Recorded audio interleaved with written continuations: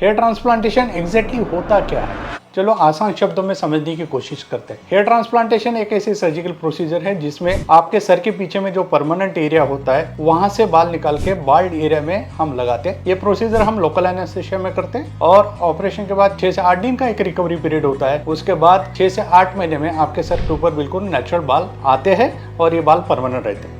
आज हम hair transplant के टेक्निक्स देखते हैं। हेयर ट्रांसप्लांटेशन 2 तरीके से किया जाता है। टेक्निक नंबर 1 एफयूवी टेक्निक, जिसे फॉलिकुलर यूनिट एक्सट्रैक्शन टेक्निक भी कहा जाता है और इसे मिनिमम इन्वेजिव टेक्निक भी कहा जाता है। एफयू टेक्निक में पंचेस के द्वारा हम आपके सर के पीछे से बाल निकाल के आपके बाल्ड एरिया में इम्प्लांट करते हैं और पंचेस का जो साइज हम यूज करते हैं वो होता है 0.8 millimetre to 1 millimetre. Technique number 2 FUT technique, जिसे हम स्ट्रिप टेक्निक भी कहते हैं या टाके वाली टेक्निक भी कहते हैं। ये टेक्निक में हम आपके डोनर एरिया से एक स्किन की स्ट्रिप निकालते हैं और वो स्ट्रिप निकालने के बाद जो डोनर एरिया रहता है वहां पर टाके लगा देते हैं और जो स्ट्रिप निकालते हैं उसमें से एक एक यूनिट सेपरेट करके हम आपके बाल्ड एरिया में इम्प्लांट करते हैं। आज हम जानेंगे सपायर टेक्निक के बारे में। सपायर टेक्निक एक ऐसी एडवांस टेक्निक है जो हेयर ट्रांसप्लांट में यूज की जाती है। इसमें हम सपायर नाइफ यूज करते हैं जिसके द्वारा हम बाल्ड एरिया में स्लिट्स बनाते हैं और ये स्लिट्स बनाने के बाद वहां पर इम्प्लांटेशन करते हैं। ये बहुत ही एडवांस और इफेक्टिव टेक्निक है। आज हम हेयर ट्रांसप्लांट के बाद जो रिकवरी होती है उसके बारे में बात करेंगे। हेयर ट्रांसप्लांट के बाद 8 से 10 दिन का रिकवरी